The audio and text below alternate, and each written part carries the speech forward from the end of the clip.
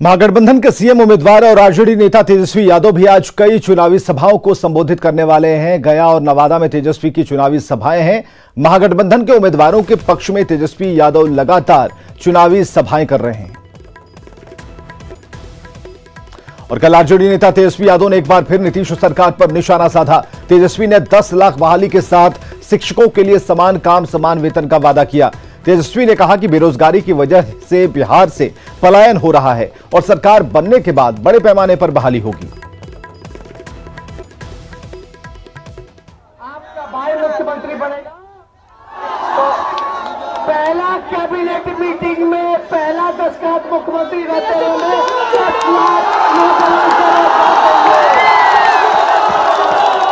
10 लाख नौजवानों को रोजगार हम देने का काम करेंगे। स्वास्थ्य विभाग में, पुलिस डिपार्टमेंट में सिपाही वाला इतना पद खाली है, सबको भरने का काम करेंगे। फॉर्म जो भरते हो, फॉर्म का पैसा लगता है 500 रुपया 700 रुपया, उसको भी माफ कर देंगे हम। इंटरव्यू के लिए, परीक्षा केंद्र के लिए जो किराया आता है, भाड़ा आता है, उसको भी सरकार देगी। जितना नियोजित शिक्षक है, समान काम समान वेतन का पूरा हम लोग करेंगे। नीतीश जी ने आप लोगों को करने का काम किया। जीविका दीदी, आशा दीदी, जितना विकास मित्र सब लोग स्वयं सहायता समूह जितने हैं, उनको हम लोग नियमित करेंगे और उनको रोजगार की व्यवस्था हम लोग कराएंगे। और इधर मुजफ्फरपुर के बोचहा से एलजेपी उम्मीदवार बेबी देवी ने टिकट वापस कर दिया है और बीजेपी में लौट आई हैं। बीजेपी के प्रदेश अध्यक्ष डॉक्टर संजय जायसवाल ने प्रेस कॉन्फ्रेंस कर इसकी जानकारी दी। वहीं बेबी देवी ने कहा कि बीजेपी मेरी मां है और मैं बीजेपी नहीं छोड़ सकती। आपको बताएं कि बीजेपी से टिकट कटने के बाद बेबी देवी ने एलजेपी का दामन थाम लिया था। सीट बंटवारे में बोचहा सीट वीआईपी के कोटे में गई है। निर्दलीय विधायक के रूप में भी थी, उसके पहले भी भारतीय जनता पार्टी की कार्यकर्ता थी और जीतने के साथ ही उन्होंने भारतीय जनता पार्टी को में के सदस्य के रूप में उन्होंने काम किया। 5 वर्षों तक भारतीय जनता पार्टी की लगातार सेवा करना, प्रत्येक कार्यक्रम में आगे बढ़ के हिस्सा लेना, और पार्टी ने निर्णय भी कर लिया था उनको चुनाव लड़ाने का। क्योंकि मैं भाजपा के कार्यकर्ता के रूप में मैं काम कर रही थी और भाजपा मेरा परिवार है और मैं आदरणीय नरेंद्र मोदी जी के, हम लोग के परिवार के नेता हैं और उनके नेतृत्व में आत्मनिर्भर बिहार को बनाना है और उनके नेतृत्व में संगठन में काम करना है। क्योंकि बिहार कैसे आगे बढ़े, मेरे दिल में एक ही है कि भाजपा मेरी मां है। प्रधानमंत्री नरेंद्र मोदी आगामी 28 अक्टूबर को मुजफ्फरपुर आ रहे हैं, जहां वे चुनावी सभा को संबोधित करेंगे। इसे लेकर बीजेपी ने अभी से ही तैयारियां शुरू कर दी हैं। पार्टी के राष्ट्रीय मंत्री हरीश द्विवेदी ने मुजफ्फरपुर पहुंचकर पार्टी के नेताओं और कार्यकर्ताओं के साथ बैठक की, रैली की तैयारियों की समीक्षा की।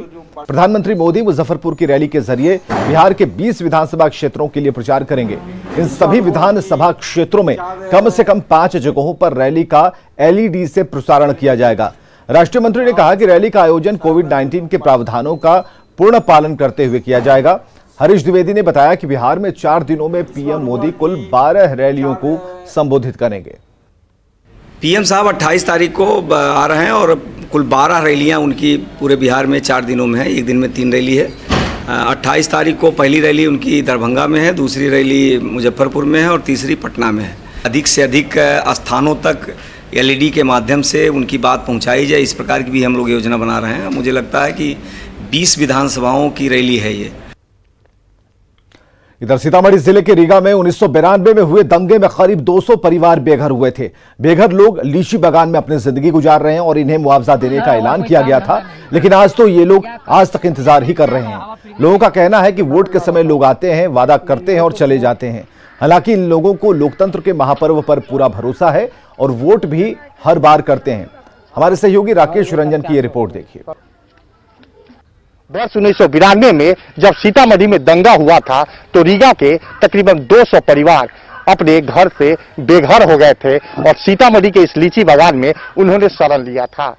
हर चुनाव में ये वोट देते हैं और लोकतंत्र के इस महान पर्व में हिस्सा लेते हैं, लेकिन इनका कहना है कि आज तक इन्हें बुनियादी सहूलियत हासिल नहीं हो सकी।